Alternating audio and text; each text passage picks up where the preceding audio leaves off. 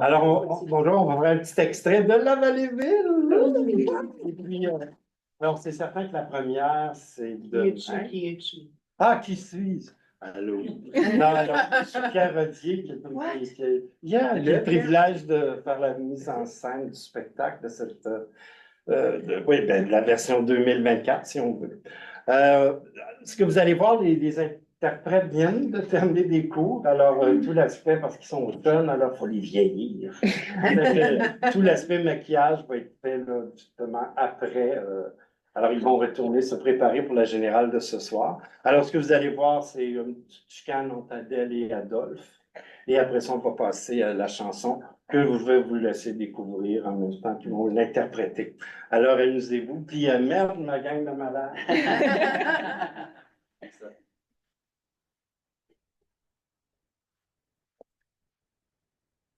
Adolphe Cavalé, il y a trop longtemps que je traîne à tes côtés pour que tu me fasses un coup de cochon comme ça. T'as parfaitement raison. T'es pas ma femme et je suis pas obligé de t'endurer pour une seconde de plus. À partir de maintenant, Adèle, tu peux juste rester chez vous le matin au lieu de venir faire le ménage de ma maison. À bord de ça, t'es même plus obligé de venir faire mes repas. Compris? Ah, qu'on a vite oublié, hein, Adolphe? On a vite oublié que la Vallée-Ville appartenait autant à ton frère Hermès Je veux rien savoir. et que ton cher frère Hermès était mon mari, hein, Adolphe? Justement. Et t'es ton mari, qui repose en paix pour plus jamais m'embêter. T'es un maudit sans cœur, Adolphe Lavallée. 18 ans se sont passés depuis qu'Onida est morte. Ma femme n'a rien à faire là-dedans. Et 18 ans que ça fait que je te fais à manger, que je prends soin de toi. Jamais, jamais que j'ai entendu un mot de remerciement. Merci. On débarrasse. Jamais un mot de tendresse ou d'affection. Tu fais de la bonne soupe, Adèle. L'école. Et mon pauvre mari décédé, tout ce qu'il possédait, il m'a laissé tuer, comme le gros groif que tu es. T'as tout pris. Ah, mec, c'est triste. C'est donc vrai, ma pauvre Adèle. Ton pauvre mari décédé. Mon pauvre frère Hermès. Si on se souvient bien, hein, Adèle, c'est toi qui m'as aidé à le faire disparaître. C'est toi qui l'as poussé en bas du bateau. C'est toi qui l'as convaincu d'aller à la pêche avec moi. Menteur, c'est toi qui as une idée. Ma vieille hypocrite. C'est toi qui voulais le faire disparaître pour commencer. C'est toi, le stockard de menteur égoïste, qui m'avait fait toutes sortes de belles promesses d'ivrogne. Des promesses? Ça vaut pas son pesant en argent de papier. Tu m'avais promis que tu me ferais construire ma propre petite boque avec la moitié du vrai argent qui rentrait à la Vallée-Ville, que j'en aurais la seule clé, que je pouvais faire tout ce que je voulais de l'argent sauf la dépenser. Puis tu m'as laissé tomber. Ce qui monte finit toujours par tomber. Le contrat a été signé, tu vas payer. Montre-moi ton papier signé.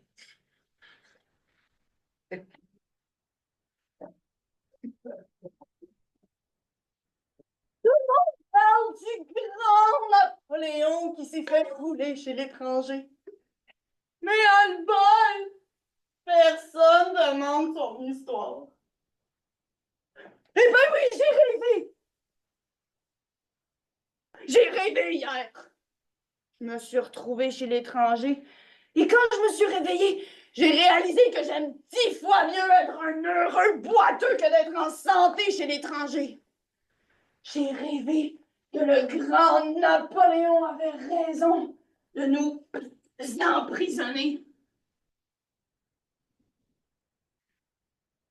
J'ai rêvé qu'on est pognés, mais tous des prisonniers.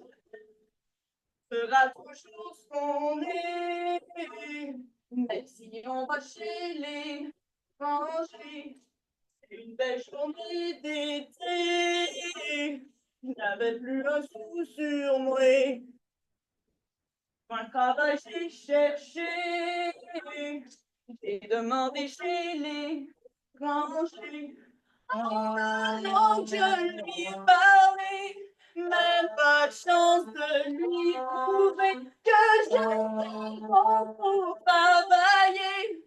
Il m'a envoyé promener.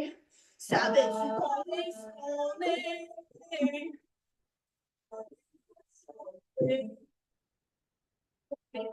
Prisonnier. rester. J'ai marché jusqu'au marché. J'ai demandé.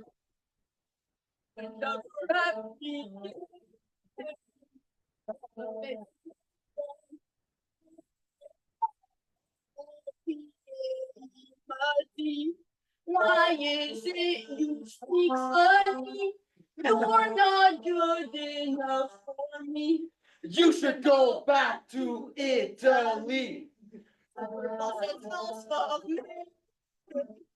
Savais-tu qu'on est pogné? Mais tout pogné. Rester. Finalement, je suis tannée.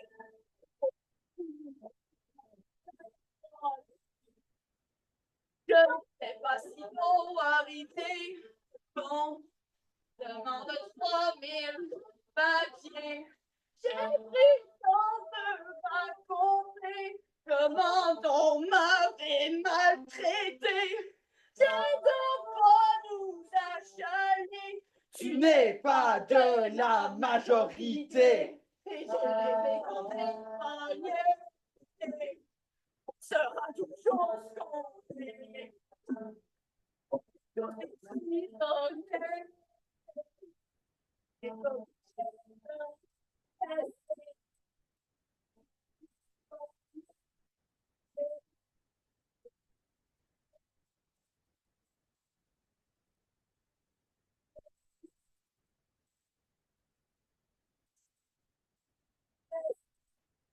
On est obligé de rester.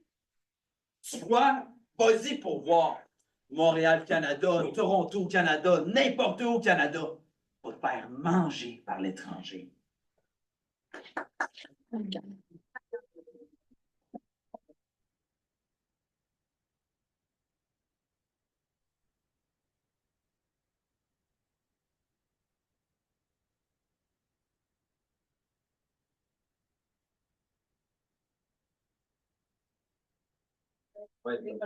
Je sais pas.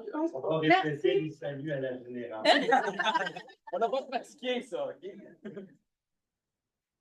On est suivre les comédiens hein, quand on est comme historien. C'est quand même bien risqué. Alors, merci Adolphe, Adèle et toute la troupe donc, pour votre présence. Et ça nous, vraiment, ça nous met en bouche. On a très hâte donc de voir la pièce au complet. Donc, un gros merci à vous tous et toutes pour la suite des choses. Merci de votre participation. Merci à vous.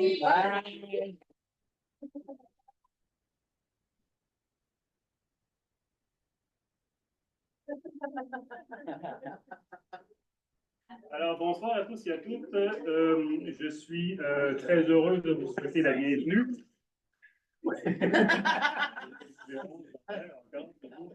Donc, je suis très heureux de vous souhaiter la bienvenue à cet événement organisé conjointement par le département de théâtre, la faculté des arts et le CRCCF pour souligner, bien sûr, un anniversaire important, les 50 ans de La Vallée-Ville d'André Tennant, l'une des pièces, bien sûr, fondatrices du canon dramaturgique franco-ontarien. Je ne vous apprendrai rien, j'imagine, en vous disant que La Vallée-Ville a été créée à Sudbury en 1974 au Théâtre du Nouvel-Ontario. Sudbury, c'est aussi chez moi, ça, je vous l'apprends peut-être à certains d'entre vous. Je suis malheureusement trop jeune pour avoir pu assister à cette première production. Je suis malheureusement assez vieux pour avoir vu la deuxième. Que le TNO avait montré en 1992 pour fêter à l'époque son 20e anniversaire. C'était une adaptation de Michel Ouellette. N'est-ce pas, Michel? Une mise en scène de Sylvie Dufour avec déjà la contribution musicale et artistique de Pierre Rodier de votre théâtre. Je m'en souviens très bien. Donc, j'ouvre les guillemets pour me faire plaisir. La Vallée-Ville, petit village du nord de l'Ontario, petit village pas comme les autres, rejeton d'un rêve, il se crée son propre cauchemar. Dernier vestige d'une génération qui refuse de sombrer dans l'abîme ténébreux de l'abandon et de l'oubli. C'est ce que j'écrivais le 17 mars 1992 dans l'Orient déchaîné, le journal de la défunte Université Laurentienne. J'avais moi aussi 20 ans à l'époque, comme le TNO. Et j'essaie de me donner un peu de style. J'essayais de faire écrivain, j'essaie de me donner du style comme les artisans du TNO que j'admirais beaucoup par ailleurs. La pièce m'avait marqué à l'époque et c'est pourquoi je suis doublement heureux donc de pouvoir fêter les 20 ans de cette pièce importante en si bonne compagnie. 50. Qu'est-ce que j'ai dit? 20 ans. Les 50 ans. J'ai encore la nostalgie de mes 20 ans. En 1992. Il y a des gens donc autour, enfin, qui bientôt vont monter sur scène, qui pourront vous en parler bien mieux que je ne saurais le faire. Je les remercie et vous les présente immédiatement. Peut-être que vous pourriez monter sur scène tranquillement. Il y aura bien sûr Pierre Podier, donc qui est le metteur en scène de cette nouvelle production de La Vallée-Ville, qui affiche cette semaine demain. Donc, à la Comédie des Deux Rives, à Lévis. Je vais oublier de mentionner déjà fait. Lucie Hott, donc, qui est professeure émérite au département de français. Vous les connaissez tous et toutes, mais quand même, pour la forme, je les présente. Joanne Melançon, donc, chercheur en résidence au bout de la table, chercheur en résidence au CRCCF. Bien sûr, Joël Beddoes, professeur au département de théâtre et vice-doyen au programme à la Faculté des Arts. Un merci très particulier à Myriam Cusson, également professeur au département de théâtre, d'avoir donc rassemblé tout vos mondes autour de la même table et qui a gentiment accepté d'animer la table ronde, de poser des questions à nos invités. Donc, merci Myriam pour ton initiative et je te laisse la parole sans plus tarder. Merci à vous tous et à vous. Merci Michel. Avant de commencer, j'ai envie de... Merci tout le monde d'avoir accepté. Je me sens comme si je suis à côté du Dream Team de la littérature. Je suis un petit peu intimidée en ce moment, mais je vais faire de mon mieux. Pardonnez-moi, aidez-moi, s'il te plaît. OK, merveilleux. Avant de commencer, j'ai pensé qu'on pourrait lire un peu de l'historique de la Vallée-Ville qui, en fait, a paru dans la pièce, dans la première édition et les rééditions. Et suite à une petite conversation hier avec Joanne, qui a un peu insisté que je rajoute, non, insisté avec enthousiasme, que je rajoute un petit mot qui est en fait souligné ici comme très important de la part d'André Perron. Fait que, permettez-moi cette courte lecture. Historique de la Vallée-Ville. En 1904, le jeune Napoléon Lavallée-Ville, fils du forgeron Charlemagne Lavallée, on ne sait pas la Vallée-Ville, la Vallée d'abord, excusez, quitta Montréal, Canada avec son épouse Joséphine pour venir vivre dans le nord de l'Ontario. À la suite des étranges et malheureuses circonstances que voici, il allait éventuellement y fonder un village forestier nommé jusqu'à ce jour la Vallée-Ville.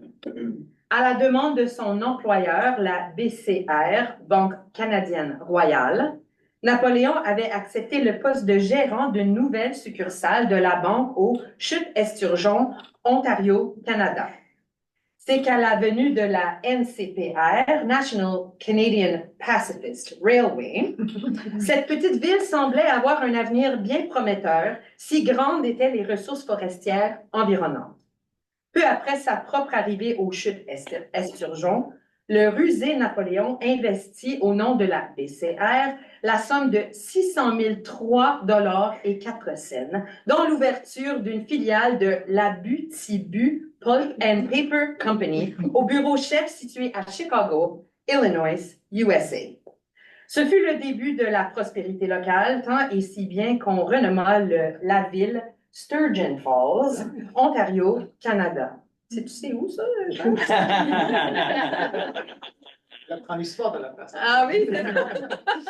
Napoléon vécut en bonne harmonie avec tout le monde jusqu'au jour où un certain Tyrone Burnsfield, un jeune balayeur de plancher et ramasseur de papier de l'Abitibi, vint tout changer par un geste héroïque qui fut certifié par 427 employés au dîner. Il sauva les investissements de la banque et de la compagnie en signalant à un autre employé, Homer Lamont, qu'il y avait du feu dans l'une des poubelles du cafétorium de l'usine.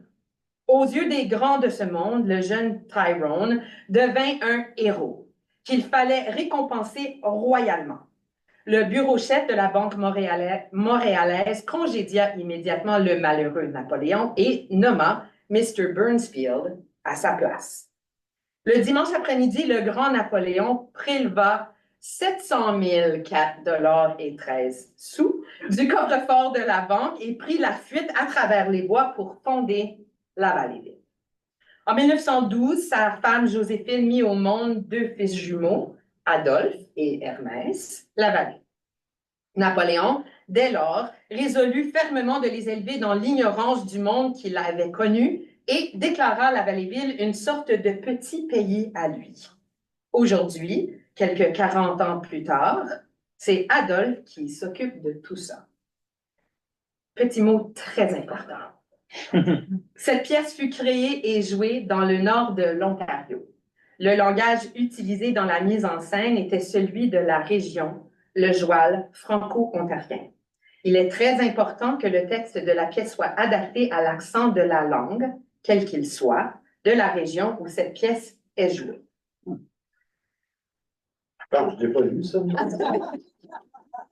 Non, c'est peut-être une bonne première question. Je vais commencer avec Pierre parce que Pierre va nous quitter. Non seulement est-il metteur en scène, il fait aussi des maquillages, je peux le dire. Oui, Maquillage avec les étudiants. Fait qu'on on va faire ça, puis ensuite on va te laisser aller te préparer pour la générale avec la gang. Fait que, Pierre, toi, tu as eu un contact avec la Vallée-Ville dans différents contextes, à différents niveaux, en tant que lecteur, tu n'as pas vu la première. Non, donc, tu as lu. J'ai vu, puis quelques années après, j'ai vu pareil Cano à mon école secondaire, l'école André Laurenteau. Mais je ne l'ai pas vu, non, je n'ai pas vu la première lecture. Mais en tant que comédien, en tant que metteur en scène maintenant, pédagogue, alors tu connais le texte, tu as fréquenté l'œuvre. Oui. Oui, puis je le connaissais même, parce que même au début, tout le monde parlait de la Vallée-Ville, fin 70, c'était une œuvre phare. Puis comme moi, j'aimais le théâtre musical, il me semble que c'était quelque chose qui était important. Alors, oui, j'ai ma copie depuis longtemps chez moi et tout ça. Alors oui, je connaissais l'œuvre. C'est certain que c'est drôle en 92 avec l'adaptation de Michel Ouellet et tout ça. C'est incroyable, je ne sais pas si c'est la mémoire, c'est une faculté qui veut oublier ou qui fait. J'ai des souvenirs du spectacle. Okay. Mais là, j'imagine, je suis tellement embarqué dans cette version d'avoir repris, d'avoir été très fidèle. Hey, je pense qu'il y a 2 mots qui ont changé au texte, à l'original. C'était vraiment notre but d'aller au bout, puis la façon de prononcer, on a travaillé très fort aussi pour les... Et c'était assez incroyable dans les auditions de cette œuvre pour cette mouture. Les gens n'arrivaient pas à dire la Vallée-Ville. Ça prenait beaucoup de temps à dire la Vallée-Ville. Et moi, puis toi.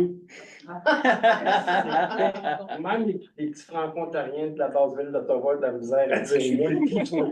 Alors, c'était comme apprendre. Alors, on a respecté l'accent que moi, j'imaginais de Sudbury ou de Noëlville ou Noëlville ou de Dubreuilville, on ne se le cachera pas, que j'ai visité quelques fois dans ma vie par métier. Genre en tournée, là.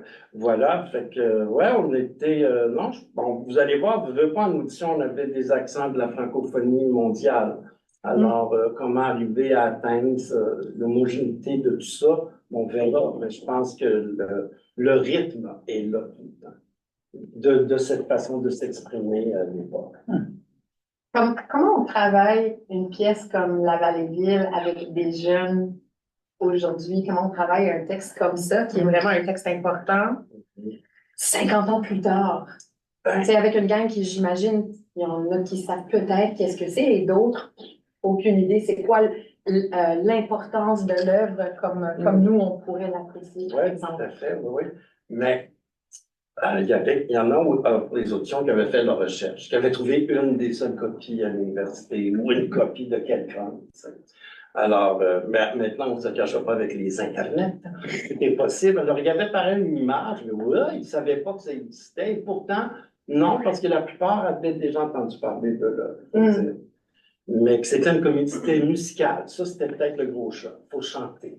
Ça, c'était une des choses de il faut chanter. Ah, ça existe, ça part de musical Bach, qui est récent pour eux, qui fait partie de leur vécu, mais ils ne connaissaient pas. Même les œuvres de Vox Théâtre ou d'autres théâtres musicaux, ils ne connaissaient pas, au moins. En fait, donc, je veux dire, la première semaine, je pense, c'était la découverte de ces jeunes francophones d'Haïti, de la France, franco-ontariens et un Québécois. La base, les origines du théâtre franco-ontarien. Et en même temps, moi qui avais comme mire d'aller vers l'univers de jeux de Molière, Comédia dell'arte, il y avait ça aussi qui était en train de découvrir en même temps. Il y avait tout ce volet historique de là, volet historique du théâtre franco-ontarien, et en même temps du style de jeu que je voulais atteindre. Tout ça dans le première semaine. Ben oui, plutôt que Oui, que oui, oui. peut-être rentrer dans le creux, c'était de se donner un lexique commun, d'arriver à avoir les mêmes petites recherches, chacun de son côté, pour revenir ensemble et échanger. Mais après ça, là, mon Dieu, là, en ce moment, je pense que les 6, vous pouvez leur poser des questions sur le théâtre franco-ontarien. Ils ont été curieux de leur propre pose des questions, tout ça. Donc, c'était aussi de voir tout ce que représente, comme je le répète, peut-être parce que la chose, c'est ah mon Dieu, que c'est violent. Que c'est très violent. Parce que c'est très rare qu'aujourd'hui, oui, pourtant la société n'a jamais été aussi violente, mais dans nos œuvres, oui, parfois les silences sont violents dans le théâtre d'aujourd'hui, il me semble. Mais que là, physiquement, le Prada est toujours en train de frapper les gens, enchaîner les gens. Pour eux, ça a été souvent une discussion. Ah oui, il faut vraiment que je frappe, là.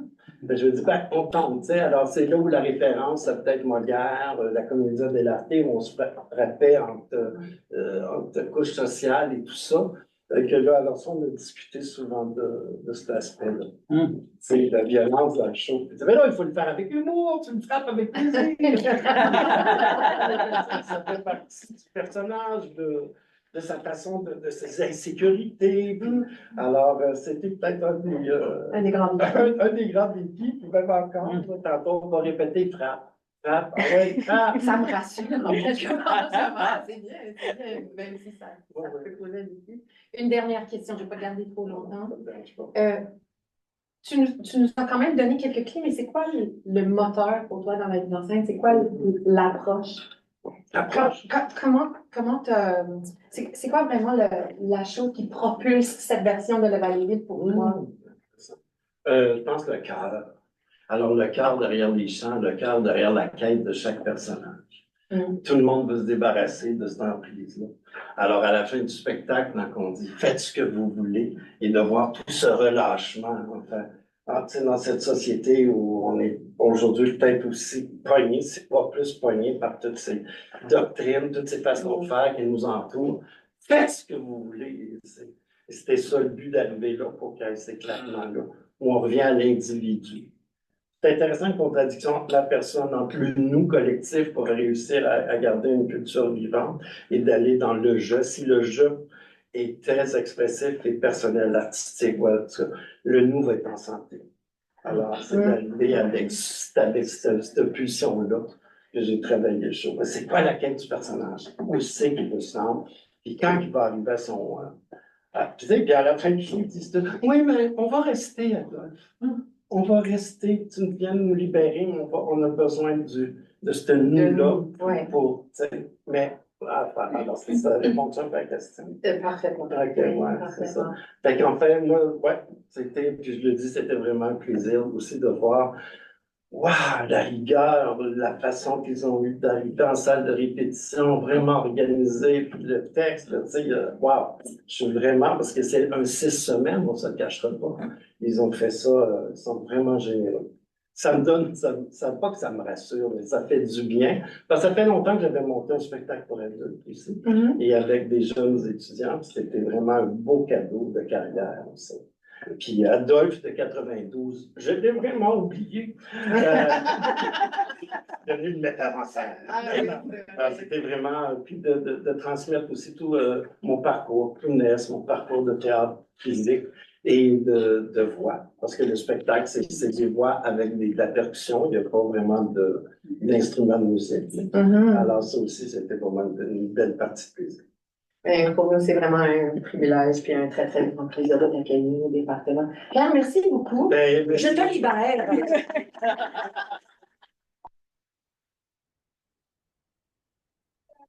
Ce soir, c'est demain, vendredi, samedi, à 20h. Je pense que je peux le dire, ça se vend très, très, très bien. Fait que peut-être Yes. ça Allez, serait, à l'académie. ça serait triste, mais ça serait le fun, ça serait complet. Merci, Pierre.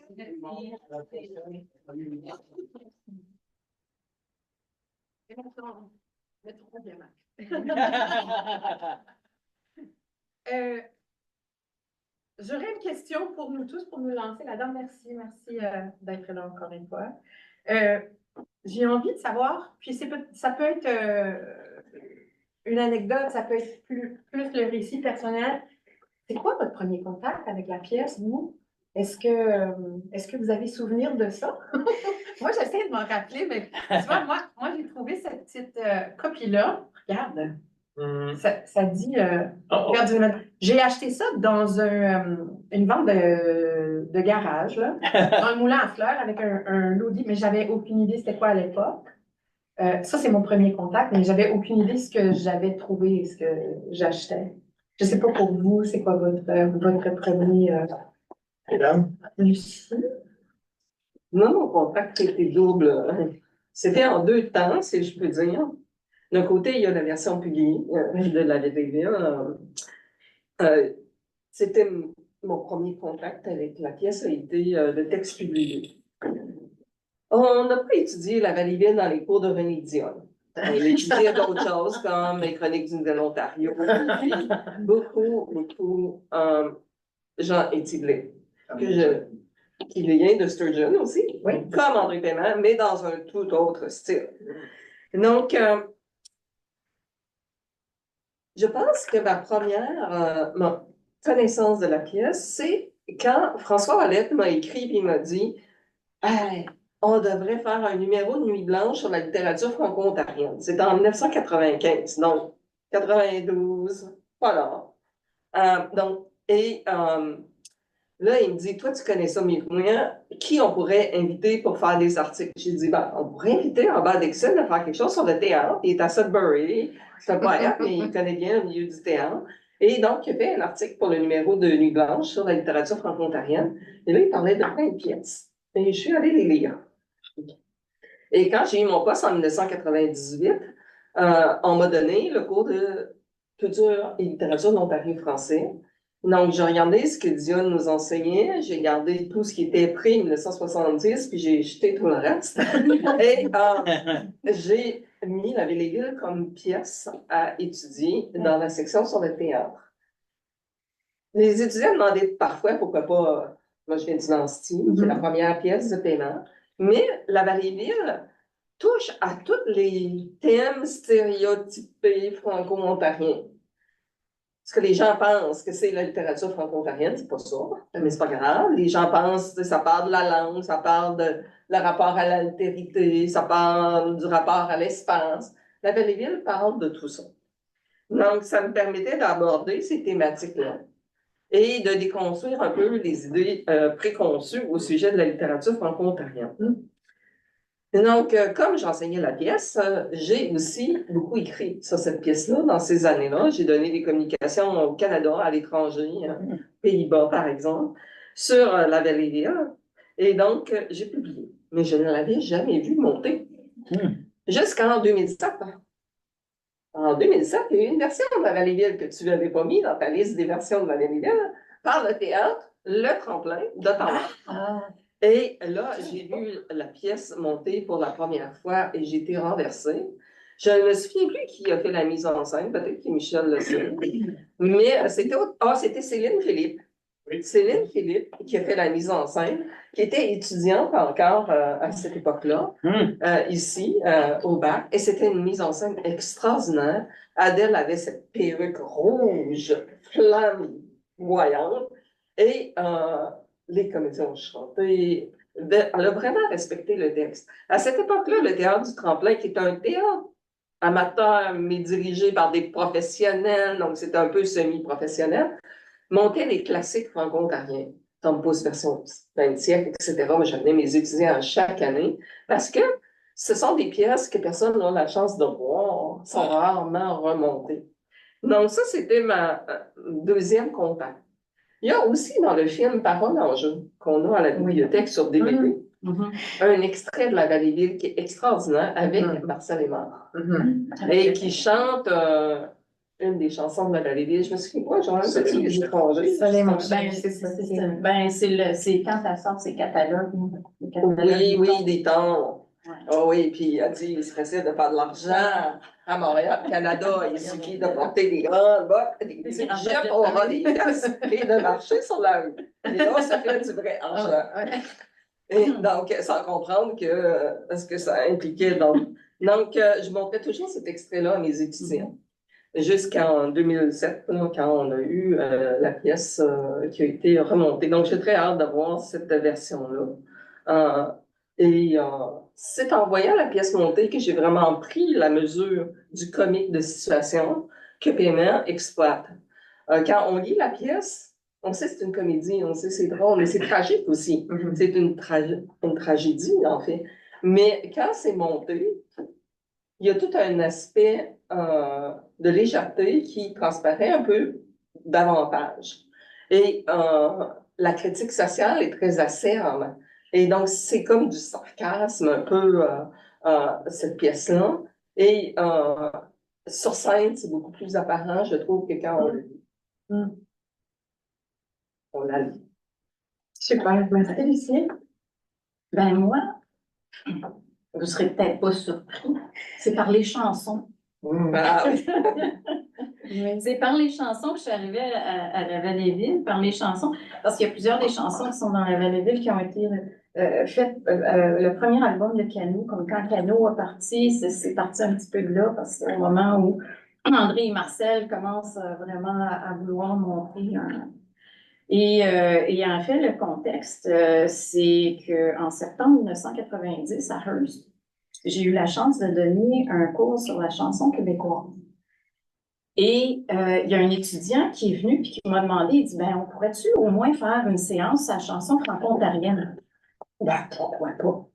Mais là, moi, écoutez, 1990, là, je vous rappelle, là, oui, Robert Paquette avait des vinyles, Cano avait des vinyles, je venais d'ailleurs tout juste de trouver Visible en vinyle, que j'ai toujours, mais Paul Demers venait de peine et de misère à terminer son premier album en 1990.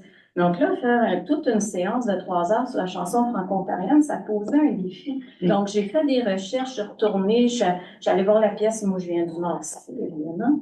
Puis là, ben, probablement, c'est pas clair dans ma tête, j'ai-tu lu la pièce au complet ou j'ai dit, finalement, j'ai fait venir le film Cano, une expérience collective, les grosses bobines, là. Et on était dans un autre siècle.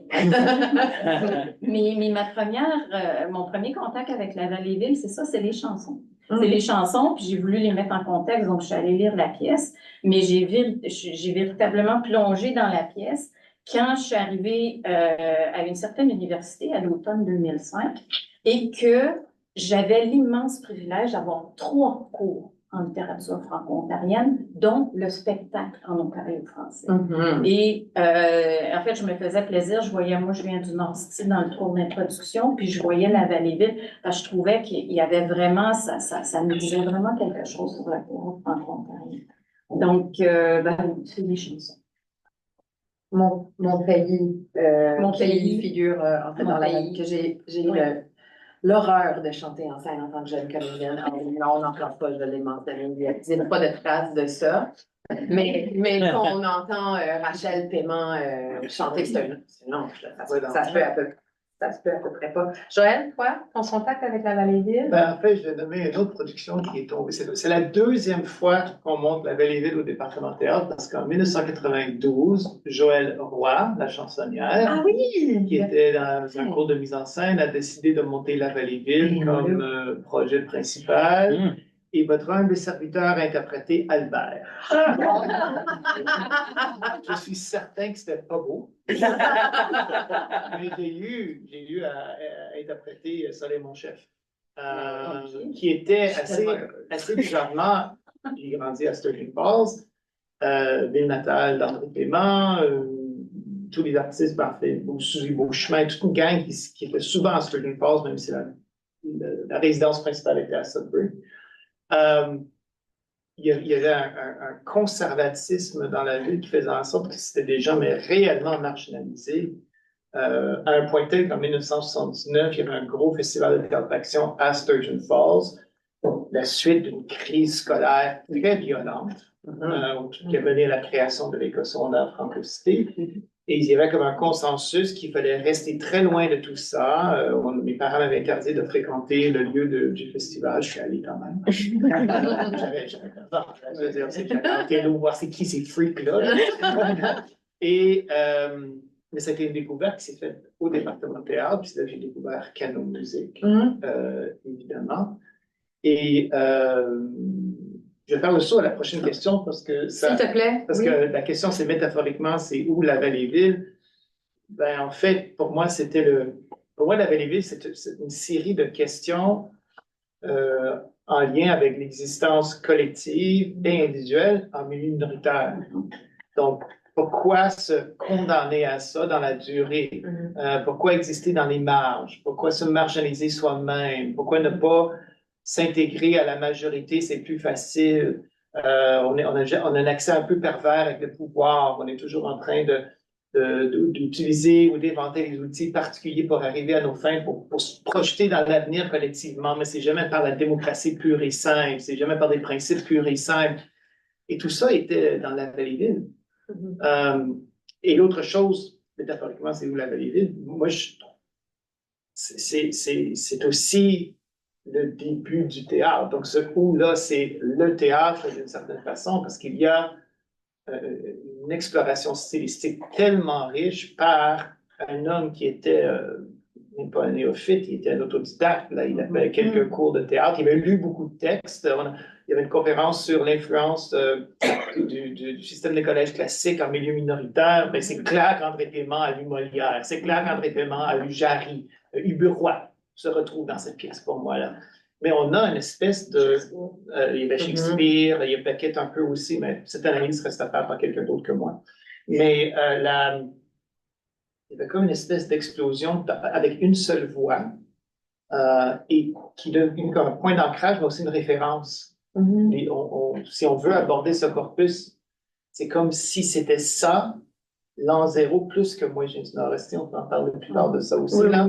Mais donc pour moi, c'est à la fois le théâtre, une tradition, mais aussi toutes les questions difficiles que se posent tous les jeunes francophones qui grandissent en milieu minoritaire et qui ont maintenu un type de rapport à la langue française. Puis les rapports, il y en a plusieurs. Là. Et toutes les questions sont là, puis ils ne donnent pas toutes les réponses. Donc ça, c'est la question 2. Métaphoriquement, c'est où la belle Oui. Je peux bien.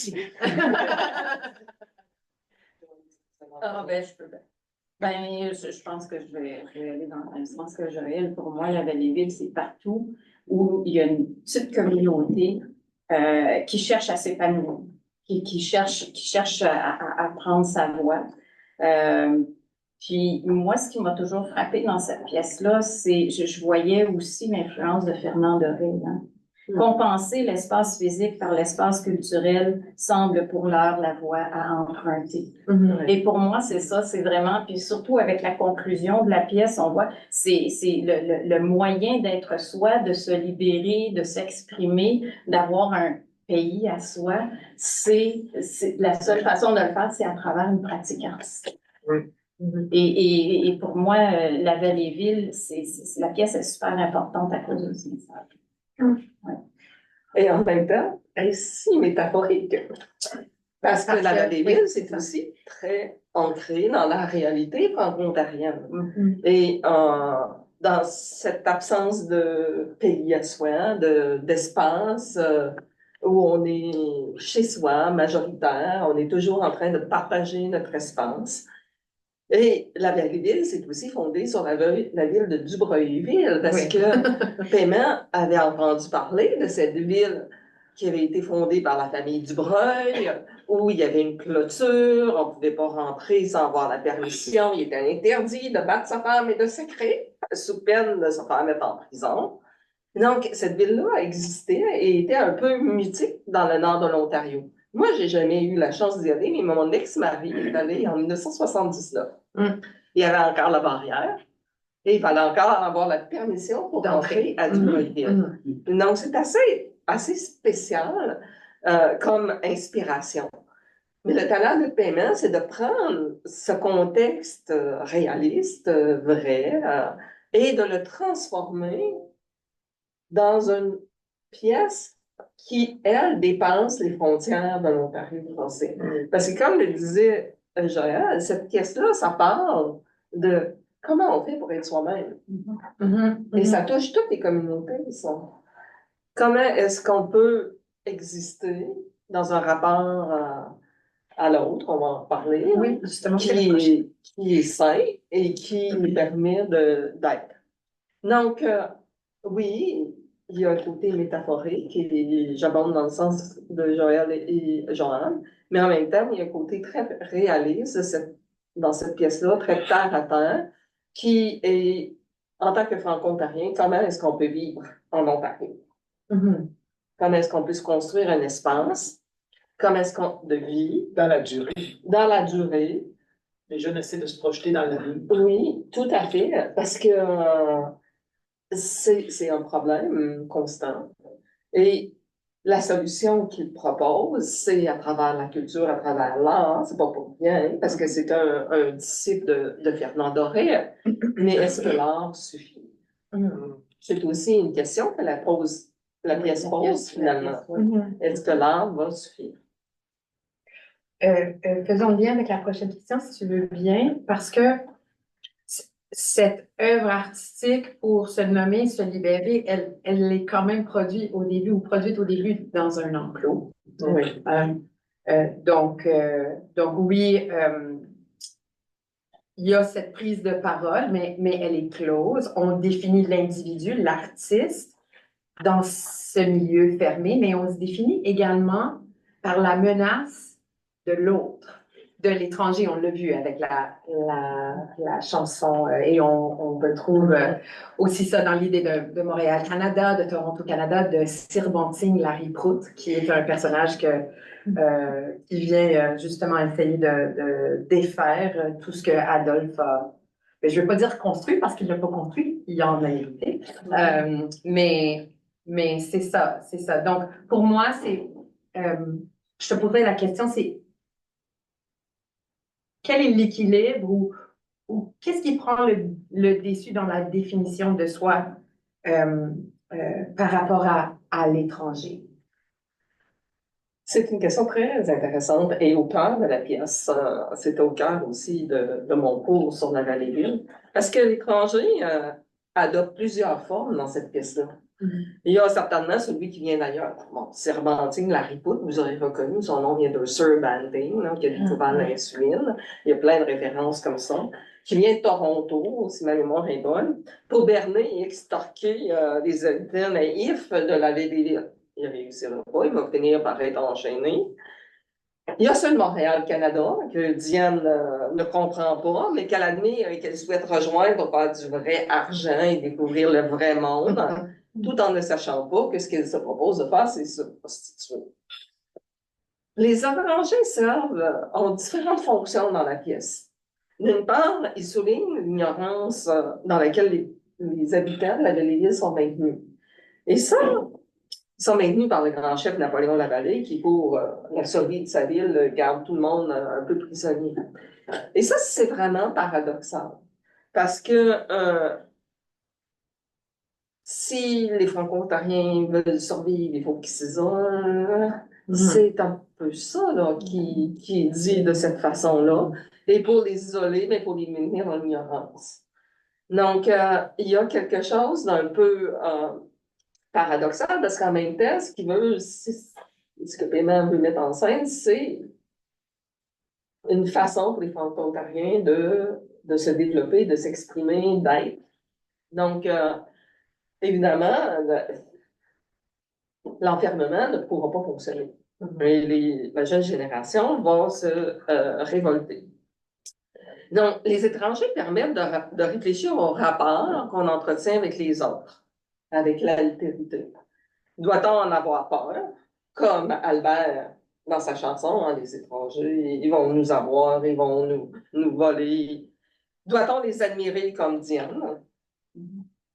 La place ne tranche pas vraiment, mais en fait, elle rejette ces deux extrêmes pour dire que c'est pas vraiment important. L'étranger, l'important, c'est nous. Mais il y a aussi l'étranger homme. Donc, la pièce parle aussi de ça. Surtout quand Ambroise crée sa sculpture. C'est-à-dire, il va rejeter son destin pour s'en créer un nouveau. Donc, il devient étranger à lui-même. Le jeu est un autre, disait un grand poète. Et donc, c'est un peu ça qu'il fait lui-même, c'est-à-dire que pour être je, il faut que je devienne autre. Et donc, il va créer une grande sculpture du soleil, parce que leur dieu, c'est le soleil, et il va réussir à convaincre son père de leur donner la liberté. Mais aucun d'entre eux va partir. Finalement, ils vont rester et ils vont changer la ville de l'intérieur. Donc, il y a en ce sens un étranger, il est lui-même Ambroise, un étranger, très différent de son père, le dictateur, mais est différent de Diane, son amie qui est un peu naïve, différent d'Albert aussi, le forgeron, qui accepte son sort et qui dit on est mieux de rester ici qu'aller se faire prendre ailleurs. Il est différent aussi de Larry Poudre, parce qu'il devient un artiste. Et là, on revient à ce que Joanne disait, c'est-à-dire c'est l'art qui sauve. Et la question que je posais à mes étudiants, est-ce que l'art suffit? Est-ce que l'art suffit à nous sauver? Est-ce que c'est en devenant étrangers nous-mêmes que nous arrivons à construire un monde plus juste, un monde à nous? Ce qui est intéressant, c'est que dans le texte que tu as lu, Myriam, au début, Payman dit « Chaque endroit où la pièce est montée doit être montée dans l'accent de la région. Oui, c'est au tout début. Oui. Regarde, encore. Oui. Très important. Attends.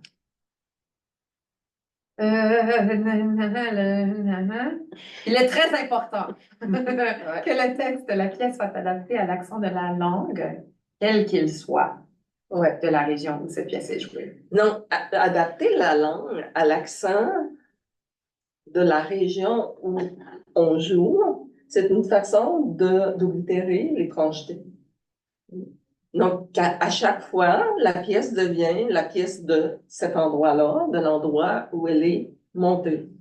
Donc, Pierre Rodier disait qu'il a enseigné à ses comédiens à dire « toi, elle, puis moi ». Mais dans le fond, selon Paiement, les comédiens auraient dû parler dans leur propre accent. Parce que, à chaque fois, la pièce parle d'un autre groupe, d'une autre communauté, et donc il n'y a jamais d'étranger finalement. C'est toujours soi. Oui. Qui est mis en scène. Je pense, je vais permettre, c'est tellement de. Je comprends l'idée que ce soit écrit en joual franco-ontarien. Je comprends cette idée de l'adapter en fonction de la langue. C'est un petit peu contradictoire, mais derrière tout ça, il y a un souci de proximité, le plus de proximité possible avec le public, une espèce de mise en évidence de l'aspect immédiat du théâtre, qu'il y a communion, qu'il y a ce moment de partage. Et donc, il y a tout ce que Lucie vient de dire, je trouve que c'est très vrai. J'ajouterais, par exemple, qu'il y a aussi un discours autour de la communauté qui est implicite à la pièce, c'est-à-dire que les jeunes deviennent communauté à partir du moment qu'ils trouvent leur jeu, c'est vrai, mais ils choisissent de rester parce que ce jeu se peut dans la nouvelle collectivité. Et donc, ça, c'est moins contradictoire, c'est-à-dire si on reste, c'est par choix. Si on reste par obligation, eh bien, c'est ça la souffrance. On remarquera aussi que l'Église catholique, très présente en Ontario à l'époque, n'est pas jamais vraiment nommée. D'ailleurs, l'image religieuse, c'est le soleil, c'est pas nécessairement la laïcité, autant que la religion aussi ne doit pas être une contrainte. La religion doit être un lieu d'épanouissement personnel et collectif. C'est du théâtre. Il y a deux choses. C'est aussi du théâtre politique, en ce sens où il faisait la promotion d'une identité franco-ontarienne tournée vers l'avenir. Donc, on se débarrassait de l'identité canadienne-française, comme les communautés partout, comme le Québec quelques années auparavant. On se disait franco-ontarien. Il fallait convaincre les gens dans la salle qu'ils étaient aussi franco-ontariens à travers un processus d'identification. C'est parfait. Mais il y a aussi tout l'aspect stylistique. C'est-à-dire, là, ce qui interpelle Pierre, c'est le côté bouffon de certains personnages, la chanson qui est à la fois folk et à la fois rock. En fait, dire le secret, dans la réédition que j'ai faite pour prise de parole, une version où on a été fouillé dans les archives, on a essayé de déterrer les textes originaux de l'œuvre d'André Paiement. On a inclus la musique à la fin, les partitions musicales. Ils ont refait la musique pour la production que vous allez voir. C'est pas la musique originale. Au contraire, il y a peut-être autre chose. C'est parfait, en fait. Je suis très heureux de voir ça. Mais la musique originale est à la croisée des chemins stylistiques, comme le texte dit est aussi à la croisée des chemins. Donc, un français normatif qui côtoie un français très écrit, quasiment littéraire, ensuite une oralité qui ont dit, mon Dieu, ce qu'on était au Québec, à onomatopée, on n'est pas certain, c'est parfait, les autodidactes font toujours ça, ils mélangent toutes les choses, mais pour notre plus grand plaisir, la musique, c'est pareil. C'est folk, c'est rock, rock progressif par moment, ce qui fait en sorte que c'est pas vrai, c'est un monde en soi, pour reprendre une expression que tu as utilisée. La Valleyville, c'est un monde théâtral. C'est un univers théâtral avec ses propres normes, ses propres règles, c'est au-delà de la réalité. Et donc la pièce dit, venez avec nous dans ce monde-là où tout est possible et on peut remettre tout en question à tout moment. Il y a des ruptures, la musique sert aussi à des ruptures. Ce qui fait en sorte que je fais le pont avec la prochaine question. Peut-être que j'ajouterais quelque chose si tu me permets, Jonathan. Oui. En littérature, je pense que c'est Jonathan Porter, Marie pourra affirmer, qui parlait beaucoup du concept de défamiliarisation. Le texte littéraire nous amène ailleurs, nous amène dans un monde qui nous est étranger, nouveau. Paiement ne joue pas du tout sur la défamiliarisation, au contraire, il joue sur la familiarisation, c'est-à-dire qu'on s'y reconnaît. Et pour créer justement cette communauté, comme disait Joël. Donc, les procédés dramaturgiques qui sont utilisés sont là pour fonder une identification entre le spectateur et le monde qui est mis en scène. Pas les personnages, tant que ça, mais l'univers. Oui, l'univers. Comme dans Moi, je viens du monde. Je ne sais pas si je suis d'accord. Ouais, ben, je ne sais pas si je suis d'accord. Je trouve qu'il y a un potentiel. Bien, si je reviens à la production, justement, du théâtre Tremplin, il y avait chez chaque comédien un style de jeu radicalement différent qui se trouvait dans la mise en scène de Céline oui, Philippe. chaque mise en scène-là, mais la pièce, le texte de la pièce comme tel, avec les indications scéniques de Paiement, c'est autre chose. Oui, mais on regarde un vrai débat là. Mais si on regarde les photos de la production originale, ils n'ont rien de vraisemblable. Non. On n'est pas du tout. C'est un paradoxe un peu, c'est-à-dire, on veut jouer tout près du public. Nous, on est franco-ontariens, vous êtes franco-ontariens, nous sommes tous franco-ontariens, mais c'est des espèces de bébites étranges sur scène. André Paiement, et là, les gens font des liens avec le fait qu'il souffrait d'une condition psychologique. Il s'est rasé la moitié de sa tête pour vraiment jouer Adolphe, lui-même, là. Et ça se voyait qu'il s'est vraiment rasé. Donc, on dit, attends, c'est qui? C'est André, c'est le personnage, mais ça cadre avec l'esthétique. Et là, on est dans une gymnase, on joue du sport, mais on est tout près des comédiens. On les connaît dans plusieurs cas, parce que c'est l'Ontario français, donc tout le monde est cousin. Il y a une grande ambiguïté voulue, cultivée, ce qui fait en sorte que peut-être les deux lectures sont possibles en fin de compte. Mais je pense qu'à l'origine, il y avait des aspects de défamiliarisation aussi. Oui, tu as raison. Mais la pièce est construite sur 7 paradoxes. Oui. C'était au cœur de tout mon cours, les 7 paradoxes de la Valleyville. Et c'est entièrement tout le système dramaturgique de la pièce est construit sur des paradoxes. Et ce qui contamine encore à ce jour notre lecture de La Belle et Ville, c'est l'œuvre d'André Paiement, qui est cette pièce. Le mythe. Il y a le mythe, mais dans les 7 pièces, il y en a 4 qui sont des créations collectives, écrites à plusieurs mains. Si on voit les textes, il y a plusieurs écritures, c'est-à-dire on sait que cette partie-là, dans l'écriture cursive, c'est quelqu'un, je ne sais pas c'est qui, l'autre partie, c'est quelqu'un. Gaston Tremblay disait qu'il était le scripteur de la troupe. Bullshit. Je ne suis pas d'accord avec ça. Il y avait peut-être une capacité d'agencement, c'est-à-dire il prenait les idées de tout le monde puis il arrivait d'en faire un spectacle cohérent, je veux bien, mais il y avait des bouts qui venaient d'improvisation par différents comédiens. Tandis que, et moi, les gens récités, on va te poser la question, c'est quoi la différence? Mais moi, j'ai un récit, c'est une création collective. Pas La Belle et Ville. Mais pas La Belle et Ville, pas à mes fils bien-aimés et le 7e jour. Et le 7e jour. Donc, il y a 3 des 7, c'était lui, mais il est mort, il s'est suicidé, je ne dévoile absolument rien en disant cela. Puis il y avait un tel engouement, un tel besoin de célébrer tout ce qu'il a fait, qu'on a édité ses textes très rapidement, avec beaucoup d'erreurs, une édition bourrée d'erreurs, juste parce qu'ils ont fait rapidement, là, ils ont tout dit, tout est d'André Paiement. Mais c'était pas vrai. Il y en avait des créations collectives comme il y avait des pièces de lui. Donc, si on va parler d'André Paiement, il faut parler des 3 pièces. Et ça change notre compréhension de La Belle et Ville. Si on compare La Belle et Ville et le 7e jour et à Mes fils bien-aimés, on tombe dans ce qu'on vient de dire ici.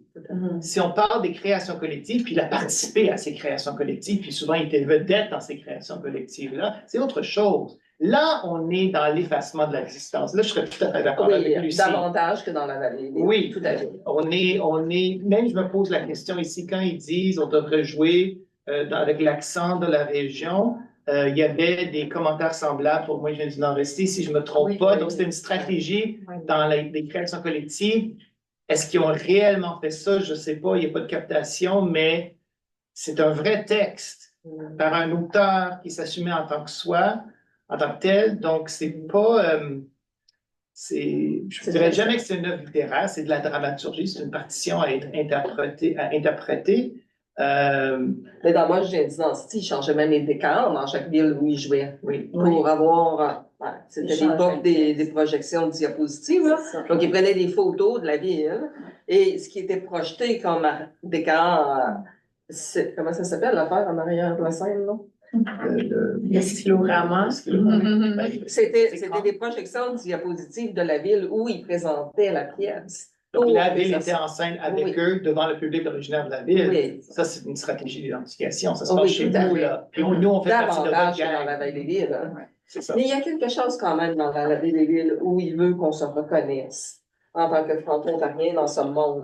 Ben, j'ai parlé des questions, parce que si on écoute ce que les personnages disent, on est dans un questionnement quasi philosophique, tout l'influence de Bernard Doré, autour de mais quel est le sens de ça, là? De ce vécu marginal, minoritaire, violent, Très violent. est-ce qu'on est condamné à cette ignorance que le contexte semble cultiver en nous, l'oppression de figures qui sont quasiment des dictateurs, puis ça existait dans toutes les villes franco-ontariennes. C'était peut-être pas Napoléon, mais c'était le curé local ou le propriétaire du moulin, qui était intouchable. Et la réponse passe par l'affirmation individuelle, suivie d'une prise de conscience du besoin d'une collectivité. Mais selon un processus de négociation perpétuelle. C'est pas l'ailleurs qui va décider, c'est nous à l'interne. C'est du communautarisme. C'est déjà le par nous pour nous. C'est par nous pour nous. Bon, j'ai répondu à la question. Super. Avez-vous besoin de moi encore? Jean, oui. C'est comme l'expert des archives de tout ça, je dirais. Oui, non, c'est vrai. Corrige-moi si j'ai tort. Alors, tu as déjà fait une exposition, tu as passé beaucoup de temps dans les archives, autour de la Vallée-Ville, aussi récemment autour de Moi, je viens du Nord-Sti. On a célébré il y a quelques années le 50e de cette pièce-là. Et puis avec la Vallée-Ville, j'avais préparé une exposition avec la Croix, si je ne me trompe pas, autour de la deuxième version de la Vallée-Ville, dont de Michel, ouais. la datation de Michel. En fait, c'est parce que je travaillais déjà dans les archives de Michel. Puis, Michel Ouellet. Pour les gens distants. En travaillant dans ces archives, puis finalement, ça a donné l'exposition qu'il y a eu ici au CRCCF, là, juste avant la pandémie. Ouais. On a juste eu le temps de l'inaugurer. Puis, je faisais toutes les pièces, les trucs que j'avais trouvés de Michel jusqu'à Frenchtown, 1994. Donc, la Vallée-Ville était là-dedans. Puis, dans les archives de Michel qui sont ici, j'avais trouvé une version, l'adaptation, le texte que Michel a fait, mais j'avais aussi trouvé une adaptation, un texte de Marité Morin. Puis, je savais que ça, puis il n'y avait rien d'autre. OK, mais c'est sûr qu'il existe quelque chose d'autre. Quand on travaille dans les archives, toujours ça, c'est sûr qu'il existe quelque chose d'autre. On veut qu'il existe. Alors, je suis allée aux archives d'une certaine université. Et là, dans les archives du Théâtre du Nouvel-Ontario, il y avait beaucoup de documents, mais pour l'adaptation. Mais en fait, je sais que j'ai vu le manuscrit d'André, là, dans le gros cartable vert de Gaston. Okay? Donc ça, on l'a quelque part, mais c'est Gaston, il est supposé le déposer aux archives. Je ne sais pas si c'est ici, il est ici. Okay. Oui, Gaston. Gaston, c'est ça, j'avais dit. Gaston Tremblay. Pas de Gaston. Pour les gens à distance. Oui, pour les gens à distance, Gaston Tremblay. Donc là, j'avais des choses absolument extraordinaires parce que on a des discussions avec le scénographe. On a des costumes, des dessins de costumes avec des morceaux de tissu qui ont servi à faire les costumes. Puis on a surtout des documents qui nous permettent de suivre assez bien, je dirais, quoique c'est un petit peu difficile de mettre des dates, le processus qui a mené à l'adaptation, puis à la décision qui est venue de faire une adaptation. Donc, et avec ça, bon, j'avais fait une petite communication, j'avais une assistante de recherche, on a fait une exposition à la bibliothèque parce qu'il y avait vraiment des beaux documents à montrer pour... bien indexé, hein, Joanne? Oui, très bien indexé, Myriam, ça, c'est... Alors, c'est du... On a le Dream Team et on a du Teamwork. Alors, et donc... Ce qui s'est passé, c'est qu'il y a eu un atelier en juin 91. C'est pas tout à fait clair comment ils sont arrivés à la décision qu'ils pouvaient pas faire le texte comme ça, mais on voit qu'il y a eu des discussions et il y a eu un labo du 24 au 29 juin 1991, puis il y a un document. Ce labo-là, je ne sais pas si Michel était là. Les comédiens sont là, Sylvie Dufour est là, puis de temps en temps, il y a des commentaires comme « Que serait Larry Proulx aujourd'hui? La Vallée-Ville projetée dans le futur. » Et la conclusion, puis je pense bien reconnaître la main de Sylvie Dufour, c'est « Il faut s'approprier le texte, l'adapter en 1991. » Donc, il y a eu des discussions de leur part, puis ils ont décidé de l'adapter. Mais en même temps, il y a une volonté de retour aux sources. Parce qu'il y a eu une rencontre avec Marcel Aymard et Pierre Germain. Et il y a des notes qui suivent. Puis, entre autres, c'est Marcel Aymard qui dit « La Vallée-Ville était l'histoire d'un peuple qui se cherche et qui doit se tenir ensemble malgré tous ses défauts. Mais c'était un message inconscient. La Vallée-Ville, c'était d'abord un pair franco-ontarien, une libération. Puis là, quand on repense moi, je viens du Nord, puis que bon, ils sont allés voir Hair, puis c'est ça qu'ils voulaient faire, puis on est encore dans une comédie musicale ou un musical. Peut-être que justement, dans l'idée d'André Paiement, c'était toujours resté là, puis il montait d'une marche à chaque fois pour aller toujours un peu plus haut. Puis il y a un autre commentaire que j'ai trouvé dans les archives qui m'a fait réfléchir, puis qui recoupe des choses que vous venez de dire. La Vallée-Ville est une société en soi. Il faut trouver l'équilibre entre le rêve collectif et le rêve individuel. Donc, il y avait, c'est tout ça, là, c'était, ben, je veux dire, je peux pas dire que c'est André Paiement y avait pensé. Ça, c'est loin de moi de dire ça.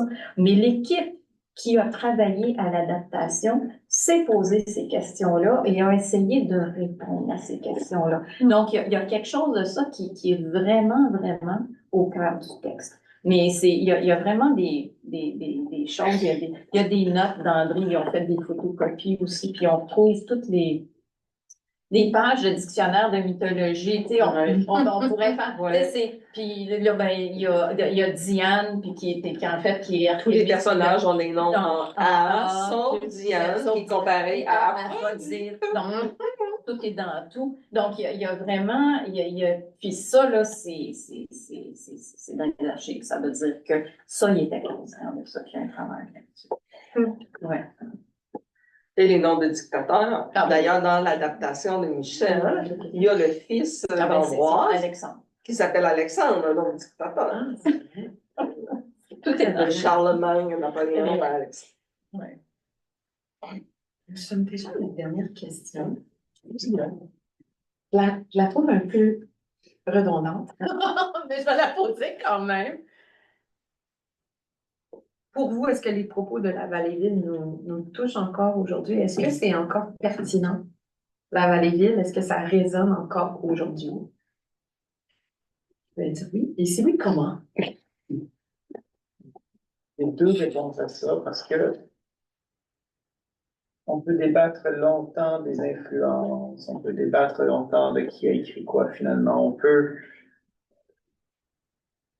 Tout ce qui est attaché au mythe autour d'André Paiement et de la Vallée-Ville est probablement plus important que n'importe quelle analyse qu'on peut faire. Nous, ou quelqu'un d'autre, on pourrait se débattre pendant très longtemps de quel extrait j'arrive, mais c'était comme une espèce de bombe nucléaire qui a lancé un mouvement. Et le mythe, et l'édition avec les coquilles, là, ça fait partie de ça. Parfois, ça sort tout croche, mais ça doit sortir, et c'est ça qui est le plus important, la notion de prise de parole. Et ça, dans l'histoire de la Vallée-Ville, dans l'histoire d'André Paiement, ça demeure le plus important, et d'une certaine façon que les souvenirs des personnes qui continuent à perpétuer ces histoires-là soient déformés dans la durée, tant mieux. Ça veut dire que c'est une histoire qui est active et collective d'une certaine façon. Quant à la Vallée-Ville, l'œuvre elle-même, je pense que oui, la blague entre nous deux depuis des années, c'est qui va monter la Vallée-Ville? Finalement, c'est Pierre Rodi. Le metteur en scène, parce que c'est une pièce, c'est un objet très bizarre dans le sens très positif, c'est-à-dire difficile à qualifier. C'est une comédie, c'est une tragédie. Il y a des citations, il y a des ruptures, la musique, les influences n'arrêtent pas de se multiplier. Puis à travers tout ça, on demeure dans le je versus nous, quelle porte de sortie pour une collectivité menacée par des forces extérieures hors de leur contrôle. Et ça a quelque chose de vraiment universel. Ça perdure, c'est intemporel et atemporel, c'est les deux. Ça, il y aura des moments où ça sera moins facile de présenter sur la place publique, mais ça, je trouve ça beau. Moi, ça me touche. Et si ça continue à me toucher aujourd'hui, ben, j'ose espérer que ça va toucher un public. Oui, j'ajouterais à ce que Joël vient de dire, à cause que la pièce a un côté très réaliste, aussi très mythique, très symbolique, mais aussi réaliste, elle parle du rapport à l'autre, de soi. Tu disais le je, le nous, mais le nous et le eux. C'est au cœur de cette pièce-là. Et ça reste criant d'actualité, hein? On le voit dans les informations à tous les jours, nous, les autres, à travers les guerres, mais aussi à travers l'immigration. Comment est-ce qu'on peut favoriser le vivre avec l'autre qui vient d'ailleurs sans abolir sa différence? Comment est-ce qu'on peut vivre ensemble? La pièce, c'est ça aussi. Et la réponse au départ, c'est ben, on reste entre nous, puis on bloque tous les gens différents. Mais ça fonctionne pas. C'est un échec. Donc, comment peut-on vivre avec l'autre? Il y a aussi toute la question du rapport à l'espace. Tu sais, c'est où l'Ontario français? On est encore aujourd'hui un peuple sans pays, sans frontières, sans territoire à nous. Un peuple dont les droits sont très précaires et qui peuvent être constamment révoqués. On l'a vu, hein, on vit des crises à répétition, hein, du règlement 17 aux crises scolaires des années Chaque génération a 1970, sa crise. à la fermeture de l'hôpital Montfort, Montfort, à l'abolition du commissariat au service en français, aux luttes pour l'Université de l'Ontario français, la lutte pour l'Université de Sudbury.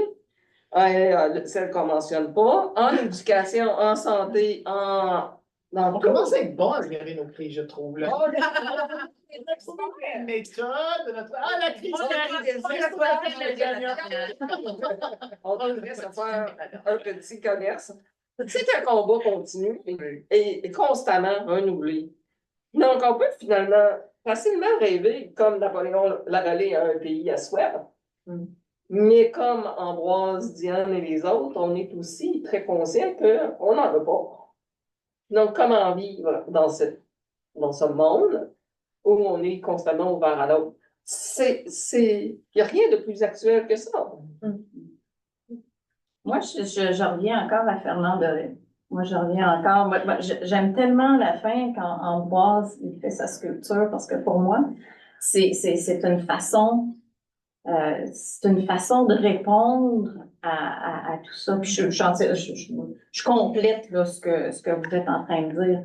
Parce que pour moi, dans la pièce, il y a justement il y a une opposition. Je pense qu'on n'en a pas beaucoup parlé. De partir ou rester. Oui. Diane, Paradoxe. tu sais, partir ou rester, parce que Ambroise, Albert, Ambroise vont rester. Diane veut partir. Mais partir, pourquoi? Pour aller faire quoi? Puis rester. Puis finalement, c'est Ambroise qui suggère la réponse. Il dit, on va rester, mais on va changer les choses. Puis comment on va changer les choses? Ben, étant donné que dans le contexte, oui, la pièce est politique au sens large du terme, mais il n'y a pas de réponse politique. Il y a des luttes, il faut toujours le dire. Il n'y a pas de réponse politique possible dans l'immédiat pour s'exprimer. La seule chose qui est à notre portée, c'est l'expression artistique.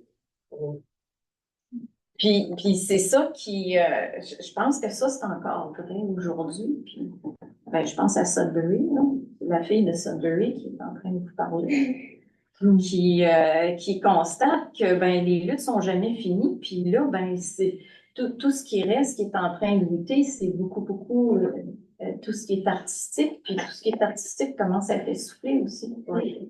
Puis il y a besoin d'une espèce de souffle. Mais la pièce, la Vallée-Ville, malgré tout ce qui va se passer après, bon oui, il va y avoir Canot, mais après ça, bon, ça tombe. Mais la pièce lance un message d'espoir. Moi, je suis d'accord avec ça. Puis, ce qui a nui à la réputation de la pièce, c'est qu'il y avait des analyses par des gens qui adoptaient une perspective canadienne-française ou majoritaire québécoise pour dire qu'il s'agit on sonne le glas, c'est la fin, c'est nihiliste. Et d'ailleurs, il y a peut-être un peu de ça, je ne dis pas le contraire. La dernière pièce inachevée d'André Paiement s'appelle Bienvenue de 1984. C'est 2 pages, il y a du cannibalisme, c'est justement qui nous a quittés. Donc, il y avait de la noirceur dans ce créateur-là, dans sa musique aussi. Là. Mais je suis assez d'accord avec ça, c'est que c'est un message d'espoir que tant et aussi longtemps qu'on continue à poser les questions existentialistes, philosophiques. Et là, ben, déjà en posant la question, on se projette dans l'avenir. Donc, il n'y a que les questions d'une certaine façon parce que les réponses concrètes ancrées dans un territoire, avec un accès au pouvoir, politique, entre autres. Donc, qu'est-ce qu'on peut maîtriser? Ben, on peut maîtriser l'art parce que c'est assez, pour certains, c'est pas assez, donc partir, ça devient une option tout à fait légitime, mais pour d'autres qui creusent cette question, je pense que je peux parler pour nous tous en disant ça, c'est un carré de sable terriblement riche. On peut passer sa vie à faire des châteaux dans ce carré de sable, c'est ce que moi j'ai décidé de faire avec grand bonheur, donc je dois ça à André Paiement. C'est une belle conclusion, ça. Ouais, quand même. Est-ce qu'on aurait des questions? Merci à vous tous. Est-ce qu'on aurait des questions dans la salle ou... Je viens juste de poser la question à savoir.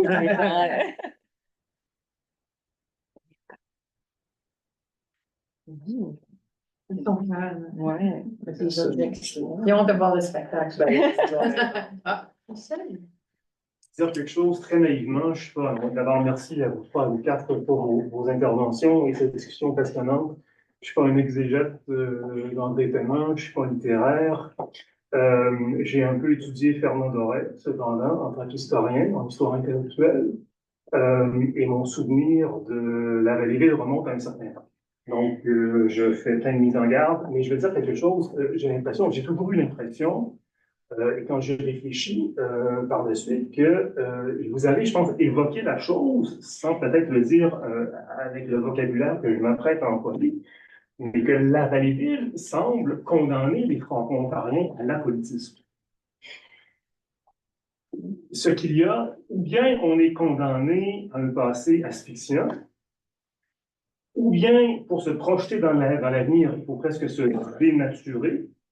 Alors, on est condamné dans une sorte d'immanence, c'est la seule façon d'être franco-ontarien, où on se réfugie dans la création artistique, littéraire, les arts. Rien de cela n'est particulièrement politique. Moi, cette pièce-là m'a toujours, autant je l'adore, m'a toujours déprimé pour ça.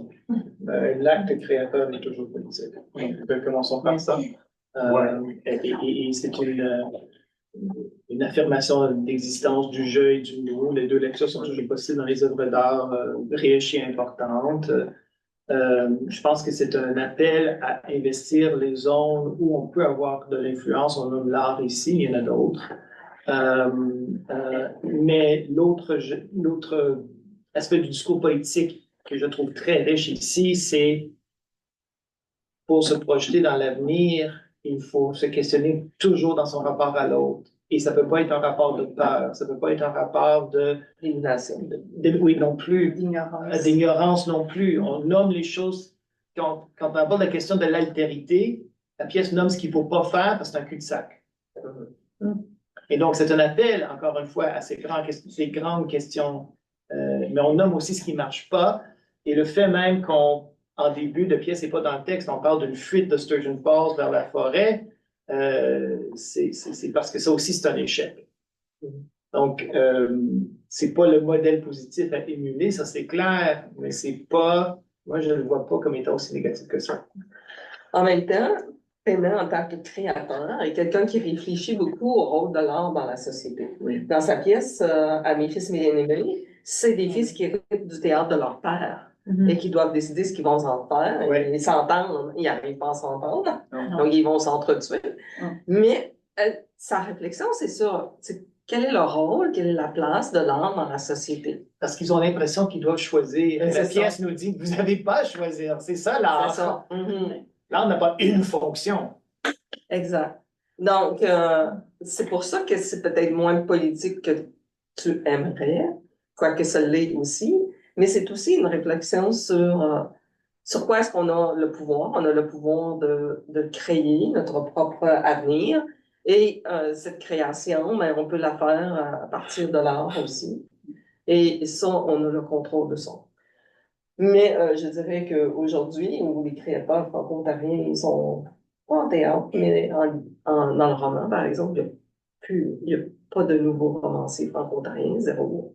En poésie, il y en a quelques-uns. La littérature franco-ontarienne Et la dramaturgie? Elle est en train de mourir. Non, au contraire, la dramaturgie va extrêmement bien, mais c'est féminisé. Mais on retourne. De façon radicale. C'est ça, on retourne aux années 70, dans une certaine mesure où la dramaturgie est très présente, mais le roman est en train de complètement disparaître.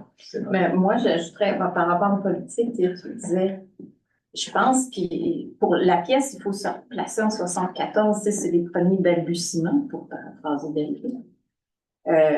Puis, c'est Paul Demers en 80, je pense en 90, il disait, tu sais, chanter en français est un acte politique. Et puis la chanson, ça lui a pris du temps avant de prendre son envol. Ben, le théâtre, c'est ça, c'est qu'au moment où on commence à se donner les moyens de créer ces choses-là, juste le fait de le faire, d'arriver à le faire et de le faire en français, c'est un acte politique, c'est une affirmation forte de soi, de son existence.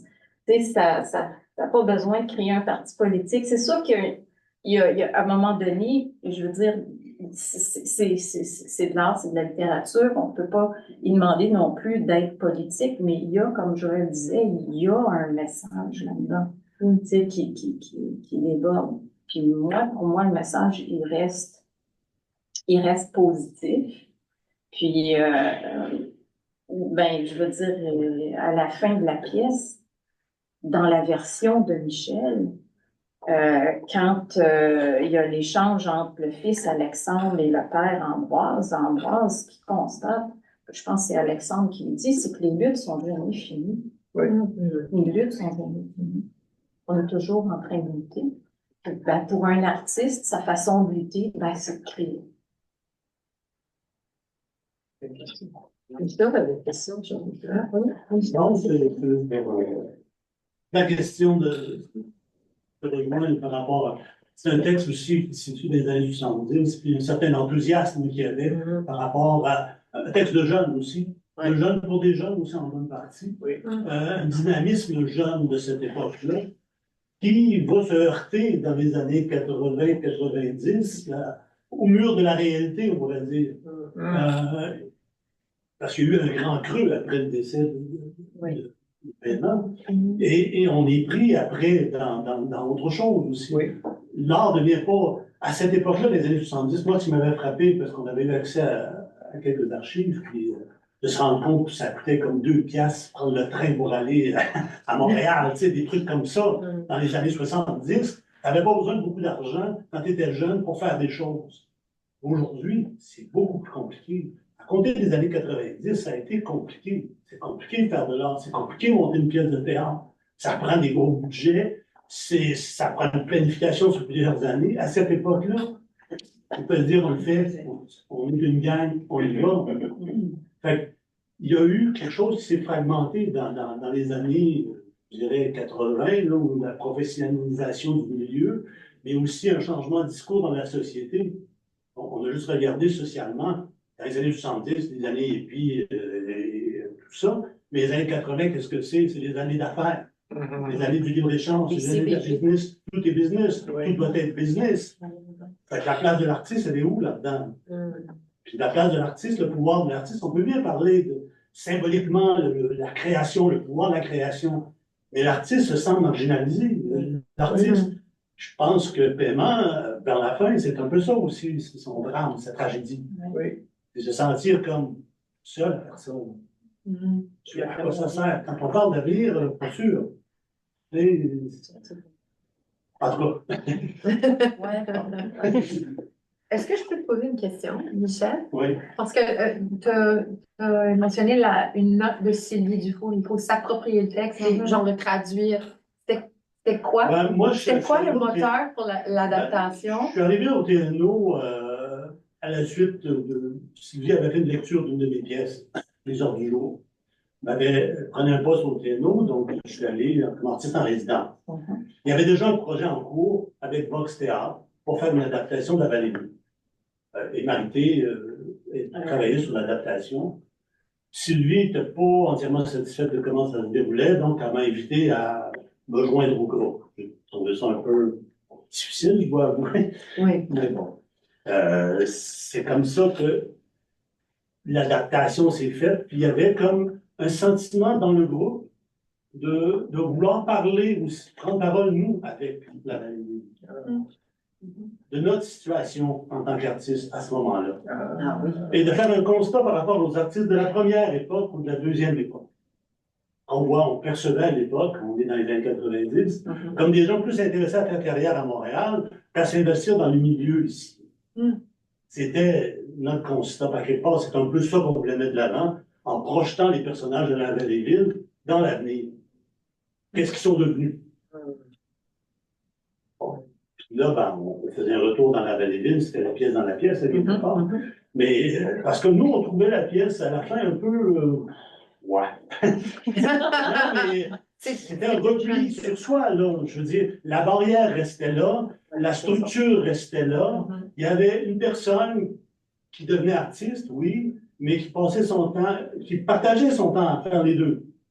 Mais tout devait rester à peu près le même dans cet univers-là. C'est comme ça qu'on le prenait à cette époque-là. On trouvait ça un peu comme étrange. Par rapport à une époque que nous, on voyait comme ah, ça, c'est une époque là, où on brisait les barrières, puis on allait vers l'avant, on inventait tout, etc. Mais là, c'était vraiment une sorte d'idée de repli. Puis même l'étranger, qu'est-ce qu'on fait de l'étranger? Ben oui, on l'enchaîne. Même l'étranger a un statut un peu particulier parce qu'on a comme l'impression, en disant le texte, que, oui, peut-être pas si étranger que ça, c'est peut-être plus un assimilé, un des nôtres qui est allé de l'autre côté. Ça, c'était des questions qu'on se posait à ce moment-là. On a offert une réponse qui était une réponse des années 90, de jeunes artistes là, dans la trentaine là, qui. Ça reste une pièce qui se prête à plein d'interprétations. Donc, les étudiants trouvaient souvent la fin très décevante. Parce que, dans le fond, il n'y a pas grand-chose qui change. Il y a cette volonté de changer le monde par l'art, mais est-ce que ça va vraiment marcher? Les jeunes des années 70, c'était des rêveurs. Ben, je pense qu'en 78, Paiement ne rêvait plus à ça. C'est pas pour rien qu'il se suicide l'année d'après, alors. Je pense que pour lui, l'art n'était plus... C'était plus la réponse, ou la réponse était plus suffisante. C'est ça. Il y avait une question ici avant, puis ensuite on va prendre celle en ligne, ça va, Kevin? Vous parlez d'un communautaire qui n'a pas d'espace, qui est peut-être ici et là en même temps, un communauté franco-ontarienne qui faut être quelqu'un d'autre pour être moi. Est-ce que dans les 50 ans, cette précarité est améliorée? Est-ce que vous êtes plus fort maintenant comme communauté dans le monde? Parce qu'on est ici, on parle d'une pièce qui a maintenant une histoire de 50 ans. Vous avez décrit des crises de chaque décennat. Mais est-ce que la communauté franco-ontarienne est mieux maintenant, est plus confortable, est plus forte, plus sécure, ou est-ce que ça reste précaire? C'est une grosse question. Merci. Une table ronde. Oui. C'est de la province, mais il y a des réseaux et des infrastructures qu'on n'avait pas dans les années 70. Le grand succès, je dirais, c'est le réseau scolaire qui existe. L'année passée, on a ouvert 12 écoles de langue française en Ontario. Nos chiffres ici à l'Université d'Ottawa, les franco-ontariens dépassent largement les Québécois comme étudiants au premier cycle maintenant parce qu'il y a des écoles secondaires maintenant. À l'époque de cette pièce-là, il y avait deux écoles secondaires, sinon c'est des écoles privées, donc il n'y a pas de réseau scolaire proprement dit, afin que l'université d'Ottawa soit bilingue à l'époque. Il y en avait parce que c'était en 70, les écoles francophones. Mais on est écoles secondaires francophones, c'est 1970. Mais les gains sont avant tout, je vais juste arrêter, les gains viennent avant tout de luttes juridiques en lien avec le fait qu'on a une constitution qui n'existait pas à l'époque et la constitution canadienne a tout changé pour les minorités. J'arrêterai là parce que, comme j'ai dit, c'est la loi sur les circulations françaises mais d'autres te diraient, peut-être pas tant que ça, puisque dans beaucoup d'écoles franco-ontariennes, la moitié des élèves, si c'est pas plus, ne parlent pas français quand ils arrivent à l'école. Donc, on fait de la francisation qui se fait au détriment des étudiants qui sont déjà francophones. Donc, il reste encore beaucoup d'enjeux très problématiques.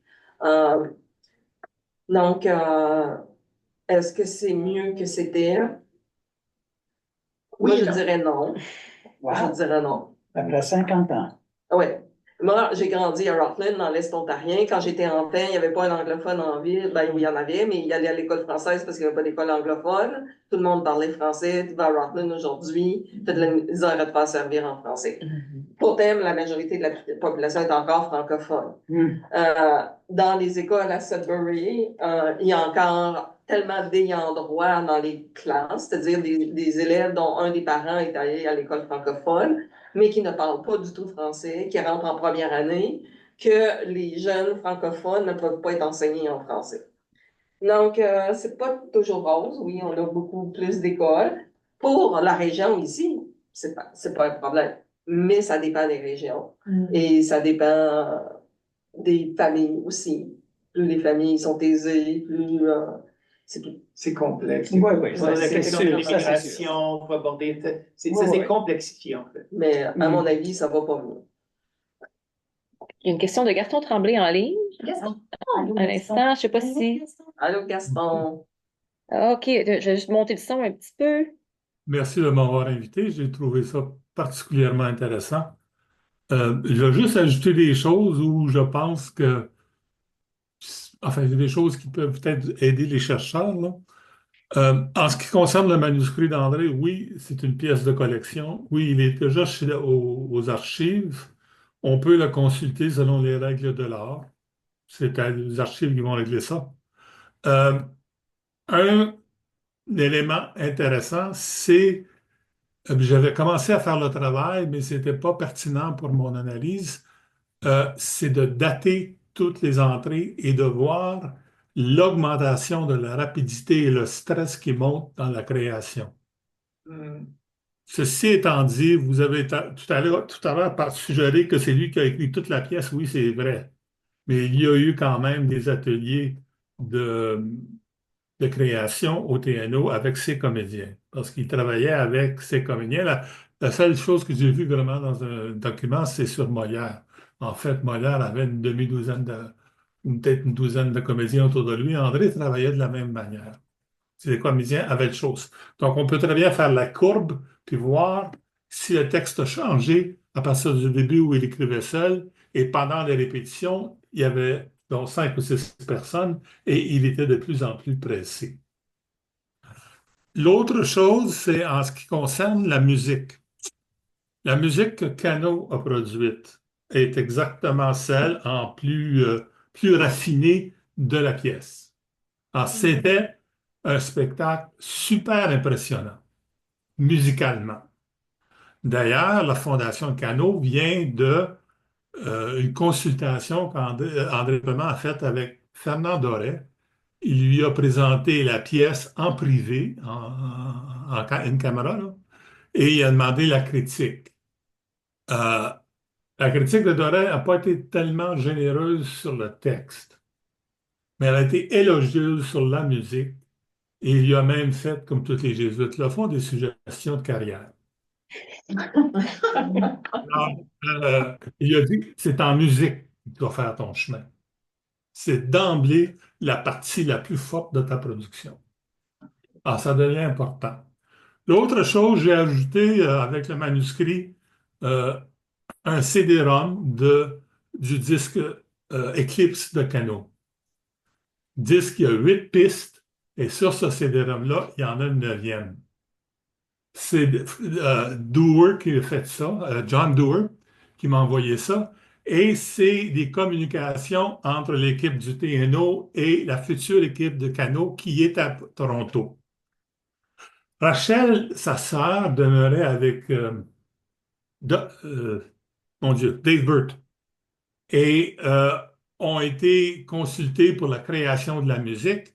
On entend André avec sa guitare dans le studio qu'il avait construit sous l'église Sainte-Anne, chanter ses chansons et faire des commentaires. Et bon, il parle à quelqu'un, donc il présume avoir des réponses, mais les réponses ne sont pas là parce qu'à l'époque, c'était sans finir. C'est une bande sonore qu'il avait envoyée. Et c'est particulièrement intéressant pour voir la dynamique entre les musiciens et le dramaturge et metteur en scène. Ça, je ne sais pas si j'ai laissé des documents de ça, mais j'ai eu l'occasion de parler avec Pierre Germain, le metteur en scène officiel, qui s'en défend parce qu'il dit, moi, j'ai rien mis en scène. C'est André qui a fait ça. Donc, André était un peu le monsieur Lavallée de la Vallée-Ville. Il menait son groupe. Et son groupe, c'est les personnages, la relation entre Adolphe et, comment ça s'appelle, Suzy, disons, là. Mais c'était vraiment la relation entre André et Suzy. Il y avait beaucoup, beaucoup de ça là-dedans. Alors, c'était, pour ça, je fais référence au film de Molière. Dans le film de Molière, on voit les relations entre Molière et les femmes dans le groupe, là. Et ça devient très compliqué pour un moment donné. Alors, c'était un peu ce qui s'est passé là. Je fais aussi mon dernier commentaire, c'est sur la vie au collège. Au collège, on était à plein de moulins à fleurs, donc il y avait de l'autre côté, il y avait en bas de la rue deux, trois bars. Il y avait de l'autre côté un magasin de hot dogs. C'est Dominion. Alors, les Covidiens étaient toujours affamés, puis le truc, c'était de se sauver derrière la clôture imaginaire, parce qu'il n'y a pas de clôture, sauf que le préfet de discipline avait un bureau juste au-dessus de tout le monde et il prenait des notes. Et les gens étaient punis sévèrement d'avoir été mangés en hot dog. Sturgeon Falls, c'était la même chose. Il y avait une paroisse, 80% de la ville était française et 100% de ces gens-là étaient catholiques ou faisaient semblant. Donc, il y avait encore là une institution religieuse, mais qui enfermait le monde là, à l'intérieur de règlements très sévères, en fait. On appelle un commentaire du père d'André à sa fille, t'as pas d'affaire à fumer en public, t'as pas d'affaire à aller à l'église, à la danse et fumer une cigarette à côté sur le mur. Et je vous laisse faire le restant du commentaire, là. Et c'était extrêmement enfermant.